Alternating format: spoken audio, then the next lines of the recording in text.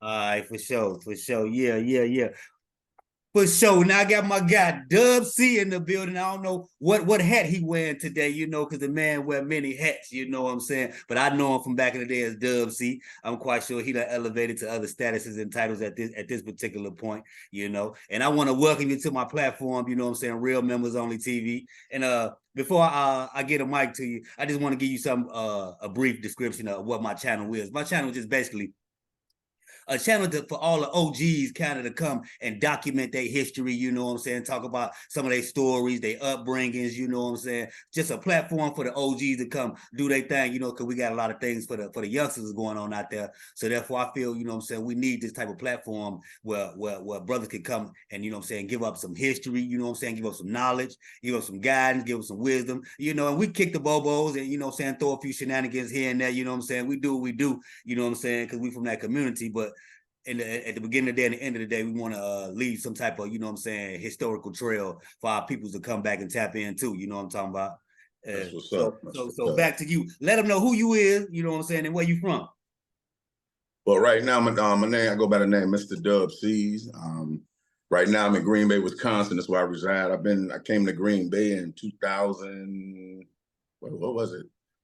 2000 in 1999. At the end of '99, I came here. But I'm widely known by most of the people from Chicago as Double C from the MOC rappers Top Dog and Double C. Right. Top Dog, Double C, and Baby Fresh. It was three of us. A lot of people don't recognize that, but it was three of us. And I'm just glad to be on your platform, man. I actually checked out your platform. I saw some of the old heads on there as well, and I was like, yeah. So when you hit me up and asked me, man, you was like, man, I want to get that. I'm honored, man. I Hey, do a hey. lot. I do a lot of things, but it's very seldom does anybody reach out to me to interview me. But everybody want to be interviewed. You know what I'm saying? So I Right, right. appreciate it. Right, for sure, man. It's important, man. I get this interview from you know what I'm saying, because you got one hell of a story, you know what I'm saying, that you ain't. I mean, I'm quite sure you probably done told in bits and pieces, you know what I'm saying, a few different places, you know what I'm saying. But Right. just to keep, you know what I'm saying, drill it to the people, you know what I'm saying, about you, your story, your history, you know what I'm saying. First off, I wanna meet myself personally. I know you from an area that they call a dog pound. You know what I'm Yeah. saying? That's Yeah. an Inglewood area. You know what I'm saying? One of the legendary, notorious areas, part of Halstead. You know, the Inglewood area. And I know you came from that area. Can you give me some insight? Did you grow up in that area? You come up as a youngster in that area? Well, it's I came up in a mixture of Dog Pound and Central City True that. because all my family lived on 75th and Emerald. Okay. So that's why I originated from, along with Dirk, you name them, that's who I came up with. Right, for sure. My uncle Hurt, he was a well put fixture in that realm. You said Uncle, Herc. yeah. And Herc, that's where I think Dirk got his name from. People It don't know that. is. It Yeah. is. Yeah. It Yeah. is. So a lot of people don't know my affiliation. They figure, okay, he was in this clique, so he can't be. But the truth of the matter is, at a young age, we moved around, we moved to different neighborhoods, and when we end up staying, we lived on 71st and Green. At two different times. When I was younger, we stayed there, then we moved back around 75th Street. And then we moved back to Green. I was about 12, 13 years old when we moved back to 71st Street around Dog Pound. And it was like, some of the guys now that have a Dog Pound, then when I say, I'm original, they go, oh man, I don't really know you. So if you don't really know me, man, you should do your history, because that means you're not really Dog Pound if you don't know who the old Dog Pound is. Right. Look, and you know So what I've been being to ask? Where did that name come from? How did that name get started, Dog Pound? A lot of people ask me that. I'm like, I don't know. it was actually a couple of the guys, couple of the older guys, man, that was over me. It was just like doggy dog. They used to always say, man, it's a doggy dog, man, but we got to pound that out, man. And niggas just started saying we the Dog Pound, Okay, right. but it's dog with two G's in it. So I was like, okay. So it kind of stuck, man, and that's what it became. If you was in this clique, we pounded for you. We don't care Right. what the situation is. We don't care who, like, but at one point I kind of had to break it down a little bit. I'm not gonna ever say that I don't care who it is, because when it all boils down, I'm loyal. I'm loyal to everything, but my family means more to me than anything. True that. True that. I'm a man before I'm anything, and my family is the most important thing. So that was a couple of little complications due to that. By me being from DoggPound and all my family being Central City, that was a problem. But I took care of the problem. I was like, look, this, I'm here. This is my heart, and True that. I ain't gonna have no complications with that.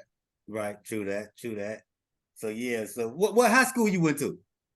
I went to Simeon. Oh, you was a Simeon. Okay, you was a Simeon. Yeah, I was. I probably was one. I was there in the era of Ben Wilson and Nick Anderson and all of them. I was there in that era.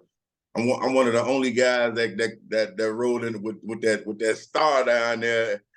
Right. What was Simeon like back then? Oh Lord! If you wasn't riding the 5, you was in trouble down there. Oh, so they was thick through there. Yeah, that's what they got, the whole school. But me, it was hard. It was hard, but it paid its dues, man. I made, on the low side, I made a lot of money in there. Right. I think they said it was some disciples that killed Ben Wilson. Didn't want it? Yeah, they say it was from the school up the street, man. So right, when that happened, all of the wrath kind of came down on the only disciple that was in the school. So right. But my people came through constantly, made sure everything was good. Some of the bigger heads talked with some bigger heads over there, and it was put to rest as far as me. The situation wasn't, but far as me, it was put to rest. And then, I had a couple family members that was very influential in the situation as well. Right. And not to switch the topic up, but when I was a shorty, right? You know what I'm saying? It's about the first time I seen you. I even got a story, but I'll probably get into that a little later. You know what I'm saying? The first time I ever seen you, but a lot of youngsters, when they jump off the porch, they dive directly into the streets, you know what I'm saying, coming from our community, you know what I'm saying? That's tend to what the shorties tend to gravitate toward when we was younger, right? You know what I'm saying? But my first encounter of seeing you, and you know what I'm saying, I knew you been around, was I seen you heavy into the hip hop, you know what I'm saying, to the rap, into the music, you know what I'm saying? Can you take me into your transition, you coming out of school? Or when did you start rapping? While you was in high school or when you got out of school? No, I actually was rapping and doing poetry in elementary school. I went to Guggenheim Elementary on 71st and Morgan. So me and Top Dog, we not blood brothers, but my mom raised him from like 13, 12. When I was 12, my mom raised him from 11 till he was an adult. So that's how we became brothers. He ended up living with us. Everything, I got my ass whooped, he got his ass whooped. So where's that brother? He live in California. He's a pastor. Okay. He actually just started his own little food chain called Vegan Me. Top's always been into other things, like that. Right. So, but it was we used to get into the talent shows at school. We did the poetry and always did the little raps and all. It's stuck. So in the midst of doing what I shouldn't have been doing, I always stayed faithful to the music. That was always my escape, my getaway when I'm dealing with something. Music was always a therapy to me. But we really took it serious, I would say in 79, when this guy, Dr. Groove, and his group called Sneak Attack. Dr. Groove, it was Sneak Attack. It was Sugar D, he's still around. We still stay in contact. It was Sweet D. We stay in contact. Andre Ellis. Andre Ellis actually right now, he has different schools throughout the city of Chicago where he helped those. He said, no adult left behind. That's the name of his program. Oh, okay. What's his name? Andre Ellis. We call him Sweet D. He actually had a curl commercial out, and we used to make fun of him. Oh, this dude rapping about curls. And one day we went to a contest, and Dr. Groove was giving this contest, And it was a group in there that was just hot, hard. I mean, everybody was afraid of him. You know, we get in there and Top run, you know, Top had that mouthpiece. He Right. say anything to anybody. Then guess who got a fight? You know, Dog. you know, he get it started, and I'm like, oh man, now we got to fight our way out of this. But we did this contest, and I was like, man, well, ain't no way we can beat these. We can't do this. We can't do it, man. These dudes hot. And Dr. Rude put me to the side. He said, hey, man, I called y'all down for this contest for a reason. I seen y'all. I seen what y'all got, and I know y'all can do this. So, you know, that little pep up kind of made us take it serious, man. We went out there, got on the stage at the ACIB Center on 61st in Indiana. I'll never forget it, man. Back in '79.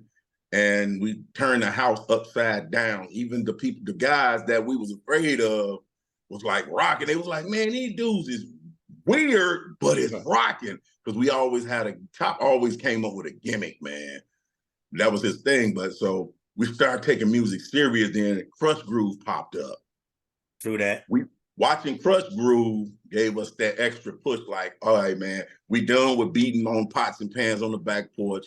We know we can't get into bars, so we got to find somebody that can get us in the bar to do these shows. We done that, Top that little mouthpiece, got us to start getting us in bars. We underage, so they allow us to come in and perform, but then they kick us out right after we, you know, get our little bread. Right. It started working out. We started battling everybody around the neighborhood, and it got to the point where nobody wanted to really battle us. Because it was like, man, you can't really beat them because these dudes feed off each other like Run DMC. When we watched, so once we watched Run DMC on Crush Groove, it was a wrap. It was a wrap. He could say something, I could finish it. I could bring it up, he'll continue it. And people was like, man, wait a minute, these dudes is weird, man, but they feeding off each other. Rappers wasn't doing that. Everybody was trying to outdo the next man. We was feeding off each other. And that's what made us an unstoppable duo. Yeah, true that. And you was hip hop, and you still doing hip hop till today. You still on your hip hop thing. It's embedded in me because it's something that saved my life. You know, a lot of people don't know my story, man. You know, I got locked up, and I did 3 years fighting a case that would have, if I'd have fought it and went through with it and been found guilty, I wouldn't be sitting here doing this interview with you right now. Yes. And this was back in 90 something. I can't remember the exact date, but I was fighting 3 Class X felonies. Each one carried 6 to 30. You know, so just by everybody's, they call it a technicality, but I said by the grace of God, he knew my heart and he knew I was serious. When I went in there, you know, I went with a dirty heart. I went with vengeance in my heart because my father turned me in. My father turned me in, and I kind of got a cold heart toward him at that point. And, you know, he warned me, I got robbed one day, and this is the crazy part. I got robbed by 2 guys that knew me from my own organization on 71st and Halston. Not in the hood. Right in the hood, at the Arab store on the corner of 71st and Halston. You know, they just shot 5 people over there 2 days ago. Wow. See, right there in front of the store. It was by my organization, man, to the 2 guys, you know, and my father, he come out the store. I took him to the store. He came out the store. The guy had a shotgun in my face. Only thing saved my life was I threw that ring on the ground and he went down for it, and I hit the gas and took off. And my father told me that day, he said, if you don't stop what you're doing, I'm going to turn you in myself. I called his bluff on. I didn't believe he'd do it. He said, I'd rather come see you behind bars than see them put dirt on you. At the time, I was getting, you know how the money was being made. I was getting money left and right. I thought I was invincible, couldn't be stopped. Pop stopped me. Pop stopped me. And was that the DoggPound back then? Was that around back then? Well, 90s, what, 90s? Yeah. It kind of had, I should have put this on Don't Disturb. It kind of was, but it wasn't like just like outright that. Because there was so many different little organizations coming together and everything at the time. But So, you know, Pops, he stopped me in the end of my track, man. So when make a long story short, I end up going in. I stayed in there 3 years fighting this. And the attorney I had, I was about to take that Bluebird ride. You know what that is. Yeah, I know that. I've been on it. And 2 days, yeah, see, 2 days before the Bluebird ride, I got an emergency attorney visit. When they called me on deck, they was like, Jones, attorney visit. Most of the guys talk, oh man, they done found something else. When they start calling you, man, like that, they done found something else. So my heart sunk. I go out there and this guy tell me, he said, hey, I went through every nook and cranny for the last 3 years, man. I seen something that can possibly get you out of this. He said, I took it to the judge, took it to the board and everything, and you got a court date tomorrow. And it's a possibility they can drop this. And it was all, they say technicality, but I had already kind of gave my heart to God, made a promise to God that get me out of this. You know, he never got to worry about me coming back for something like this ever again. Wow.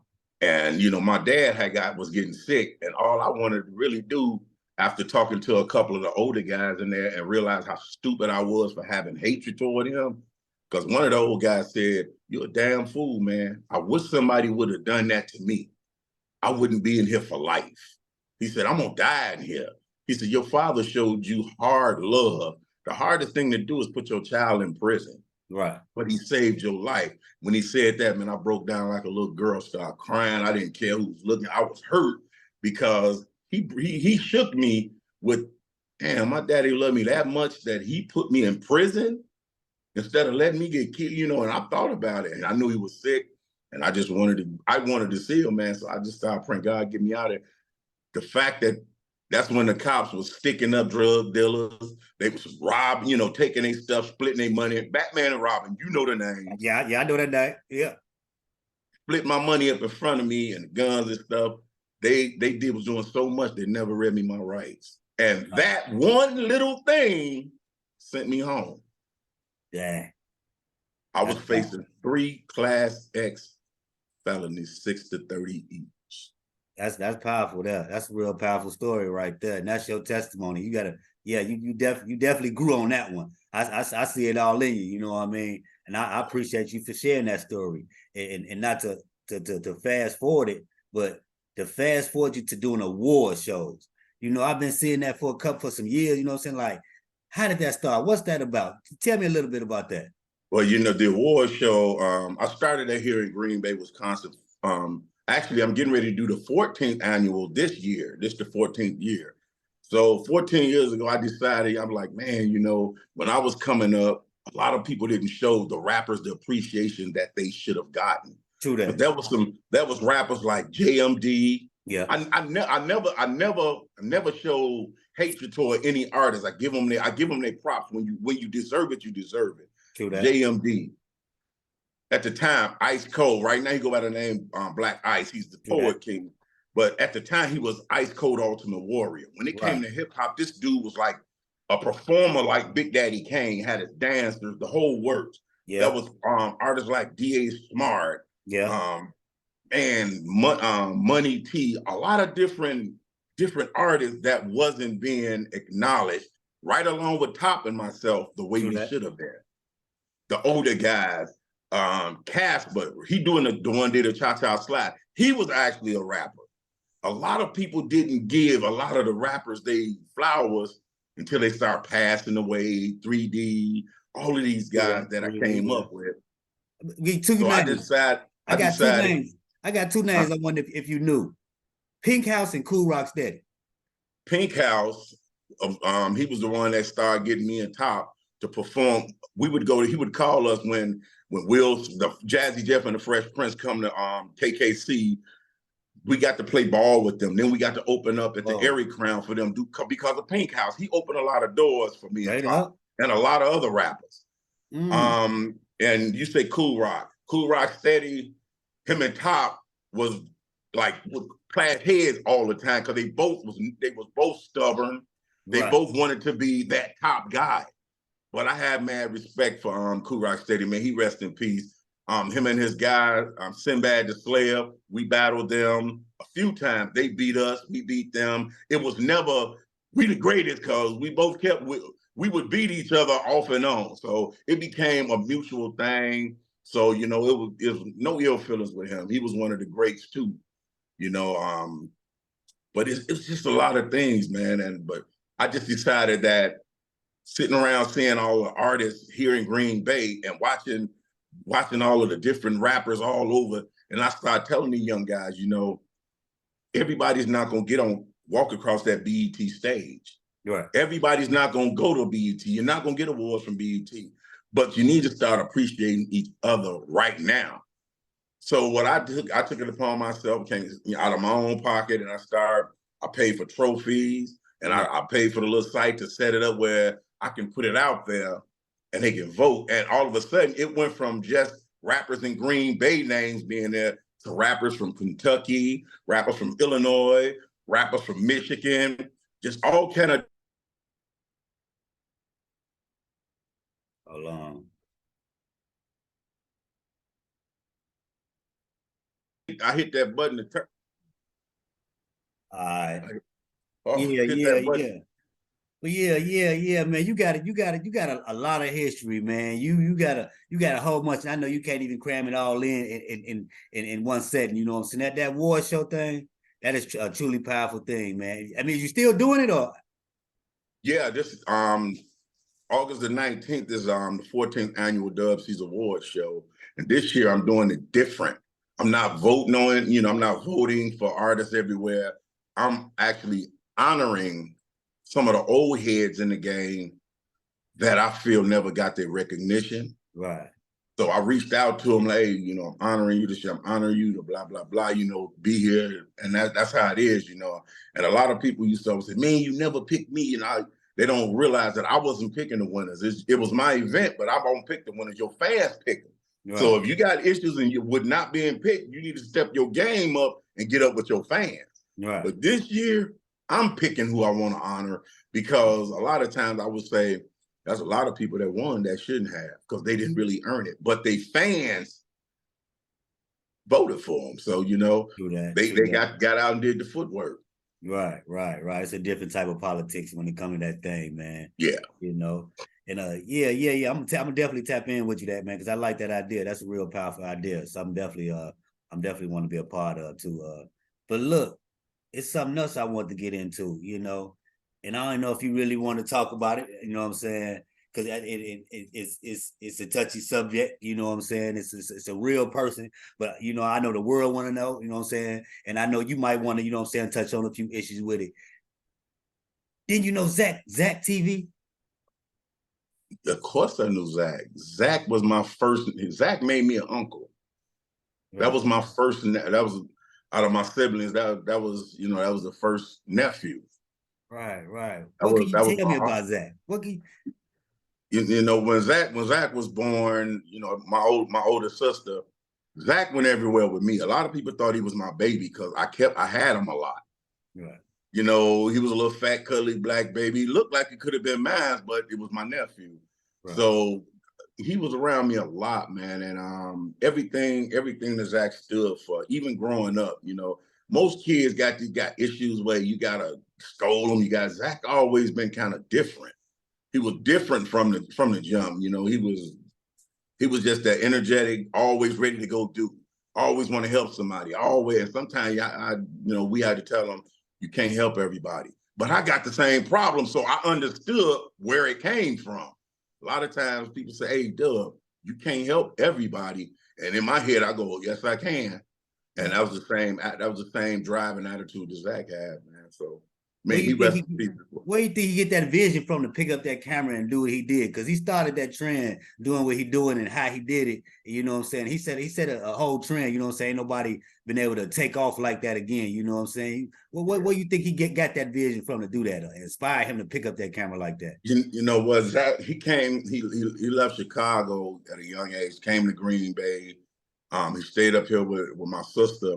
And at the time that he got here, I was part of an organization called the 606 Clique. We was like probably the first or second rap group here that was planted here, had CDs, you know, had music come out, and that made an impact here. Because, you know, when I came here, there was no hip hop here. just as I'm a legend in Chicago, also I'm a legend in Green Bay. Not to pat myself, just telling it like it is, because I brought the hip hop movement here. Right. So one that we was filming a video for one of the 606 songs. Zach and his little brother Xavier, they was there, and the guy that was doing the video, filming the video, he was like, man, that Zach was like, Zach was probably like 11, 12, probably 12. He's asking all these questions to the cameraman. He want to know this. He want to know, why is that? What is this? How you do that? And what do this do? And he was just like, wanted to know. So at one point, after the video was done, everything, he started hanging around more often. As he got a little older, probably a couple of years later, I had different kind of cameras, and I get stuff and I don't really mess with it. I just get it because somebody got it. And I gave Zach one. And this dude started hanging out with his friends. Next thing I know, I would see, he was, Uncle Willie, look what I got. He come and he done did an interview with some boys playing basketball at the park.